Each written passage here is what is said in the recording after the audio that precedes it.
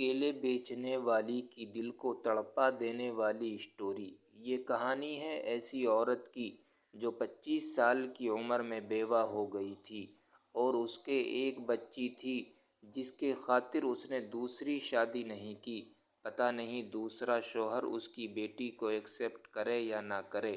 کچھ دن تک تو گھر کا نظام صحیح چلتا رہا، لیکن کچھ دن کے بعد کھانے پینے کے لالے پڑنے لگے تو عورت نے ایک ٹھیلے پر کیلے رکھ کر کیلے بیچنے شروع کر دیے اور پورے دن ٹھیلے پر کیلے رکھ کر کیلے بیچتی۔ اس طرح سے گھر کا نظام تھوڑا بہت چلتا۔ اس عورت کو کیلے بیچتے بیچتے 25 سال کا عرصہ یوں ہی گزر گیا۔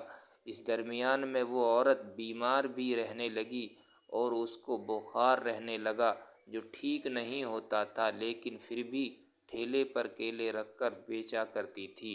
بیماری کے حالت میں بھی اس عورت نے خود اپنی پرواہ نہیں کی اپنی بیٹی کی خاطر، اور اس عورت کا خود کا گھر بھی نہیں تھا۔ وہ کیلے بیچ کر جو تھوڑا بہت کماتی اس کے ذریعے سے گھر کا کرایہ بھی دیتی اور اپنا کھانا پینا بھی کرتی، لیکن کبھی کوئی اس سے اس کا حال نہیں پوچھتا۔ اس لیے ہمیں چاہیے کہ اس طرح کا کوئی ضرورت مند دکھ جائے تو ہمیں اس سے اس کا حال ضرور پوچھنا چاہیے۔